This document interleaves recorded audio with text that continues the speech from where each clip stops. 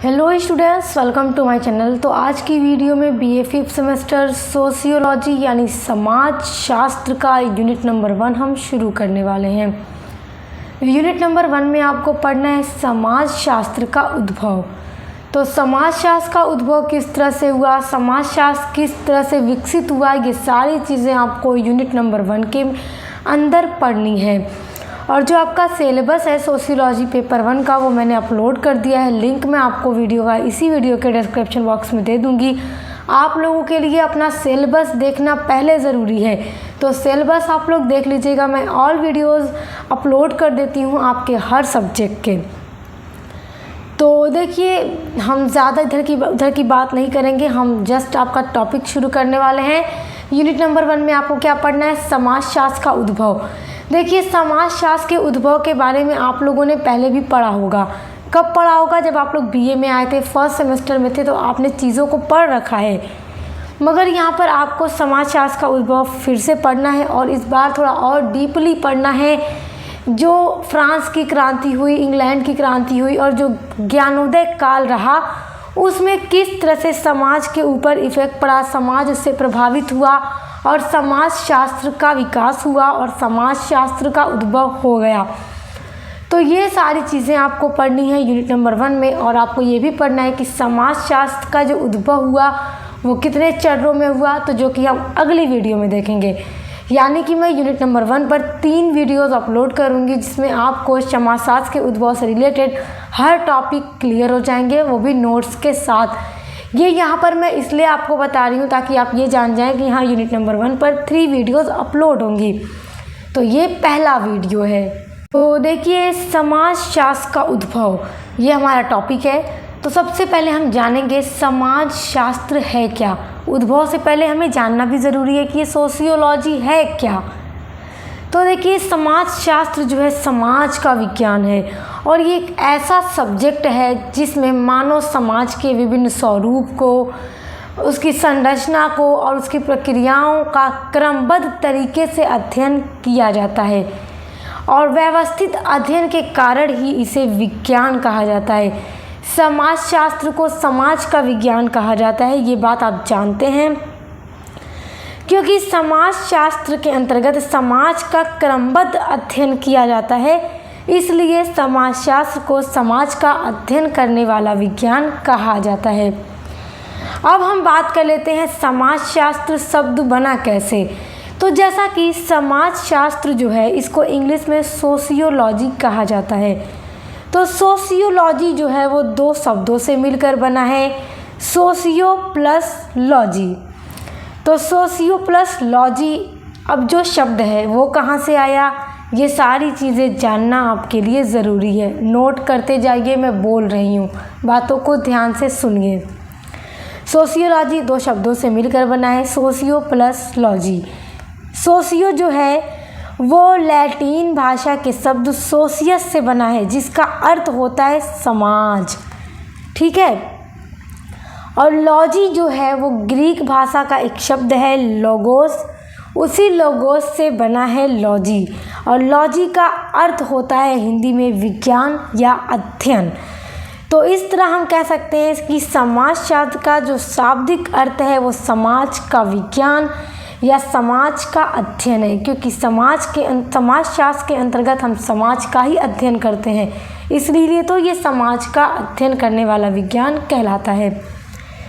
तो समाज शास्त्र क्या है ये आप जानते हैं, आप जान गए। अब यहाँ पर हम कुछ परिभाषाओं पर नज़र डालेंगे, और परिभाषा आपके लिए जानना वेरी इम्पॉर्टेंट है, क्योंकि एग्ज़ाम में परिभाषा भी आपको ज़रूर लिखना होगा। देखिए, यहाँ पे कई सारे विद्वानों की मैंने परिभाषाएं आपके लिए नोट कर रखी हैं, जो कि आप नोट कर लीजिएगा या स्क्रीनशॉट कर लीजिएगा, एग्ज़ाम में ज़रूर लिखिएगा। परिभाषा लिखने पर अच्छे मार्क्स मिलते हैं। मैकाइवर एवं पेज के अनुसार डेफिनेशन है, मैकाइवर एवं पेज लिखते हैं कि समाज शास्त्र सामाजिक संबंधों के विषय में अध्ययन करता है, और संबंधों के इसी जाल को क्या कहा जाता है, समाज कहते हैं। ये कौन कह रहा है? मैकाइवर एवं पेज कह रहे हैं। अगली डेफिनेशन देखिए, ओडम के अनुसार ये सब महान समाजशास्त्री रहे हैं। विद्वान रहे हैं, इन लोगों ने परिभाषाएं दी हैं।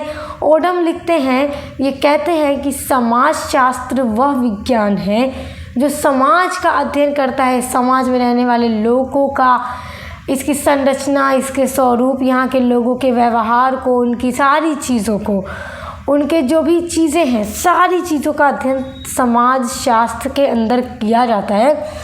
इसलिए ये समाजशास्त्र क्या है, एक विज्ञान है। अगली परिभाषा है रोज के अनुसार।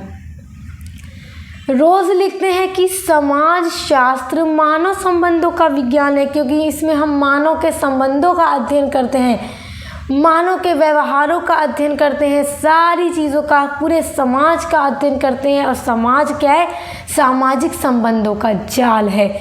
तो समाजशास्त्र क्या है, मानव संबंधों का विज्ञान है।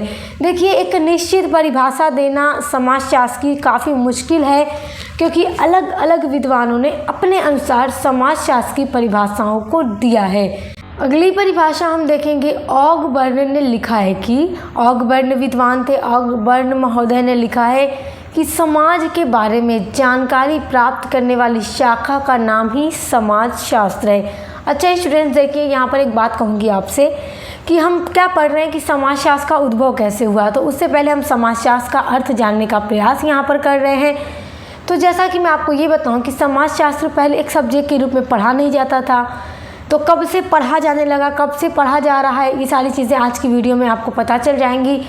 तो पहले क्या, इसीलिए यहाँ पे कहा जा रहा है कि एक शाखा है, एक ऐसी शाखा है विज्ञान की जिसमें समाज का अध्ययन किया जाता है, इसलिए इसे समाजशास्त्र नाम दे दिया गया। ये कौन कहता है, ये ऑगबर्न लिखते हैं। तो ये जैसा कि आप जानते हैं कि ऑगस्ट काम्टे जो थे वो, उन्होंने इस समाजशास्त्र को एक सब्जेक्ट के रूप में विकसित किया, जो कि हम सारी चीज़ों को आज समझेंगे। अगली परिभाषा है गिडिंग्स के अनुसार। तो गिडिंग्स महोदय लिखते हैं कि समाजशास्त्र समग्र रूप से समाज का क्रमबद्ध वर्णन तथा व्याख्या है, क्योंकि समाजशास्त्र के अंतर्गत समाज का क्रमबद्ध अध्ययन किया जाता है। समाज की सारी चीज़ों का अध्ययन समाजशास्त्र के अंतर्गत किया जाता है। तो ये कौन कह रहा है, गिडिंग्स कह रहे हैं। तो यहाँ पे मैंने देखिए 1 2 3 4 5 डेफिनेशन आप लोगों को समाजशास्त्र की बताई हैं, नोट कर लीजिए। आइए अब अगले पॉइंट पर बढ़ते हैं। देखिए, समाजशास्त्र एक विषय के रूप में अब हम देखेंगे कब से आया। तो देखिए, समाजशास्त्र को अस्तित्व में लाने का जो श्रेय है वो फ्रांस के विद्वान ऑगस्ट काम्टे को दिया जाता है, क्योंकि ऑगस्ट काम्टे जो थे, इन्होंने ही समाजशास्त्र को एक विषय के रूप में नाम दिया, एक विज्ञान, इस विज्ञान को समाजशास्त्र का नाम दिया इन्होंने। और ऑगस्ट काम्टे ही वो प्रथम विचारक हैं जिन्होंने एक व्यवस्थित विज्ञान के रूप में समाजशास्त्र विषय का निर्माण 19वीं शताब्दी के पूर्वार्ध में किया। देखिए, जो समाजशास्त्र है उसका उद्भव पुराना नहीं है, क्योंकि 1838 ईस्वी में ही समाजशास्त्र को एक सब्जेक्ट के रूप में नाम दिया गया ऑगस्ट काम्टे के द्वारा। देखिए, 1838 से पहले भी समाजशास्त्र था का मतलब एक विषय के रूप में नहीं था, एक अलग से विज्ञान के रूप में नहीं था। 1838 में सबसे पहले ऑगस्ट काम्टे ने समाजशास्त्र विषय दिया, एक नाम दिया।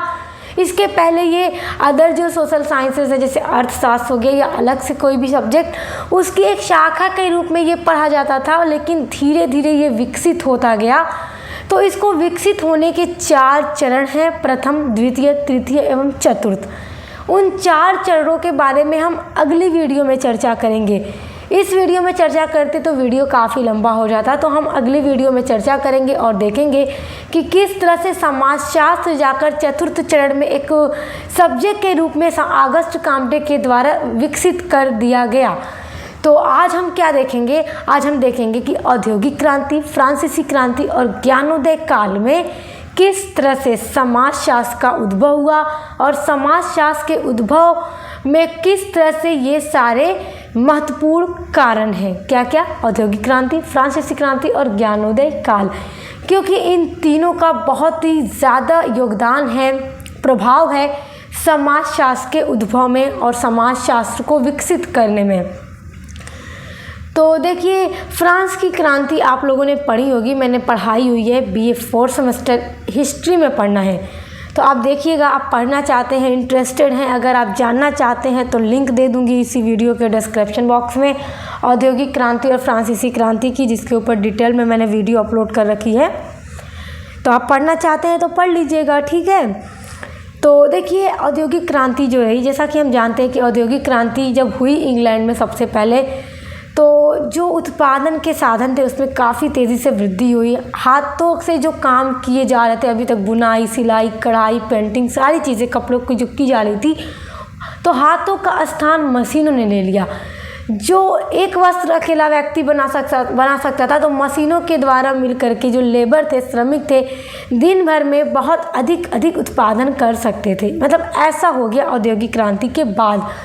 तो कहीं ना कहीं समाज के ऊपर प्रभाव पड़ा, लोगों ने कुछ नया सीखा, लोगों के अंदर नए नए विचार आए, लोग वैज्ञानिक दृष्टि से सोचना शुरू कर दिए। उससे पहले क्या था, समाज के अंतर्गत धर्म के आधार पर लोग सोचते थे, नवीन परंपराएं अभी तक जागी नहीं थी। तो हम देखेंगे कि फ्रांसीसी क्रांति के दौरान किस तरह से परिवर्तन हुआ। तो देखिए, सभी क्रांतियों में फ्रांसीसी क्रांति पहली वैचारिक और आधुनिक क्रांति थी, जो 10 वर्षों तक चलती रही और लगातार 10 वर्षों तक परिवर्तन होता गया। क्योंकि फ्रांस की क्रांति जैसे विश्व के इतिहास में एक अनहोनी घटना थी, जो कि 10 वर्षों तक चलती रही। यहाँ पर देखिए वैचारिक रहेगा, ठीक है, यहाँ पे वैज्ञानिक मैंने लिख दिया बाय मिस्टेक। तो वैचारिक और आधुनिक क्रांति थी जो 10 वर्षों तक चलती रही।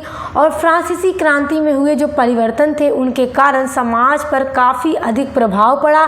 क्योंकि देखिए, समाज जो था फ्रांस का, वो 3 स्टेट में बटा हुआ था, और जो वहाँ के गरीब, किसान, मजदूर और मध्यम वर्ग के लोग थे, समाज में उनको कोई अधिकार नहीं प्राप्त था। कुलीन और सामंतों का शासन चलता था और उन्हें विशेष अधिकार भी समाज के अंदर प्राप्त थे। तो जब फ्रांस में क्रांति होती है तो उसका काफ़ी हद तक समाज पर प्रभाव पड़ता है, और इस क्रांति ने सामाजिक भेदभाव को समाप्त कर दिया और सामंती समाज को भी ख़त्म कर दिया। चर्च की जो शक्ति थी उसको भी छीन ली गई और लोगों के हाथों में शक्ति को दे दिया गया।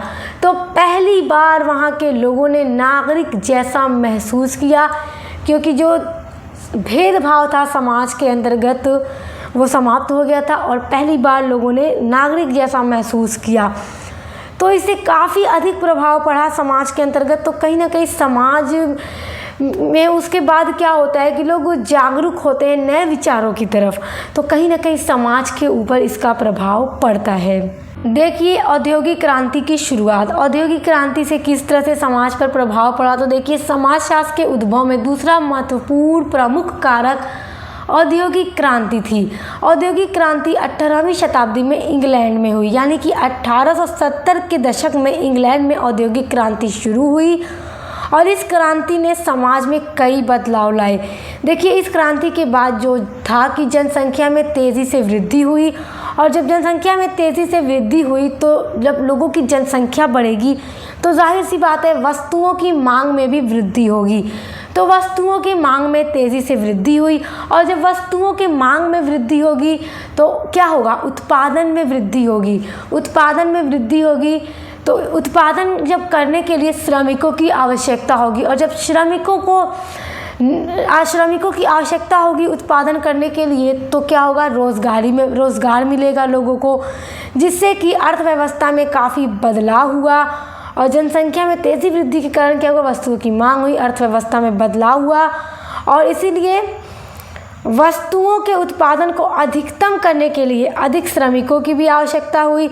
और औद्योगिकरण से पहले इस प्रकार का काम पारंपरिक रूप से किया जाता था, जैसे कि हाथों से किया जाता था, सिलाई, बुनाई, कढ़ाई, सारी चीज़ें, तो उनका स्थान मशीनों ने ले लिया और इससे भी काफ़ी ज़्यादा बदलाव आया समाज के अंतर्गत। तो ये सारी चीज़ें कहीं ना कहीं इफ़ेक्टिव थी, समाज को प्रभावित कर रही थी, और समाज में लोग नई नई चीज़ों को अब देखने लगे थे। पूंजीपतियों का उदय होने लगा, श्रमिक जैसे लोगों को रोज़गार मिलने लगा उत्पादन करने के लिए। तो ये सारी चीज़ें काफ़ी हद तक जिम्मेदार थी समाज को विकसित करने के लिए। देखिए ये सारी चीज़ें तो कहीं ना कहीं जिम्मेदार थी कि समाज विकसित हो रहा था, समाज के लोग तार्किक हो रहे थे, धर्म को हटाकर अब लोग विचार भी करना शुरू कर दिए थे, वैज्ञानिक दृष्टि से सोचने भी लगे थे कहीं ना कहीं। लेकिन जो आप नेक्स्ट वीडियो में पढ़ोगे कि जो समाजशास्त्र की उत्पत्ति के 4 चरण हैं, तो वो भी एक इम्पॉर्टेंट आपका पॉइंट है एग्ज़ाम के लिए। तो वीडियो नेक्स्ट ज़रूर आप देखिएगा। यहाँ पर आप ज्ञानोदय काल देखते हैं। तो यूरोप में 1650 से लेकर जो 1780 तक का दशक था उसको क्या कहा गया, प्रबोधन काल कहा गया, या प्रबोधन युग कहा गया, या ज्ञानोदय युग कहा गया। प्रबोधन युग परीक्षा में पूछे या ज्ञानोदय युग पूछे, बात एक ही है, नाम इसके अलग अलग है, बात एक ही है, दोनों का मतलब वही है। जिसको इंग्लिश में क्या कहते हैं, एज ऑफ इनलाइटनमेंट कहते हैं। तो देखिए इस अवधि में क्या हुआ, पहले आप समझिए ज्ञानोदय का मतलब क्या होता है। देखिए ज्ञानोदय का अर्थ होता है अज्ञानता को दूर करके ज्ञान का उदय या ज्ञान का प्रकाश फैले और अपनी चेतना को विकसित हो जाने की अवस्था। क्योंकि देखिए समाज जो था कहीं ना कहीं पहले तो धर्म के आधार पर लोग सोचते थे, वही परंपरा, वही रूढ़िवादिता, सारी चीज़ें। लेकिन धीरे धीरे इन सब का जब प्रभाव पड़ता गया समाज के ऊपर तो लोग तार्किक होते गए, लोग अपनी विचार को भी विकसित करने लगे। इसका मतलब ये हुआ कि अज्ञानता को दूर करो और ज्ञान का उदय हो और अपनी चेतना को विकसित किया जाए। इसमें नए विचारों और सोचों का समावेश होता है, किसमें, ज्ञानोदय में, और पुराने एवं पिछड़े विचारों की सोच को त्याग दिया जाता है।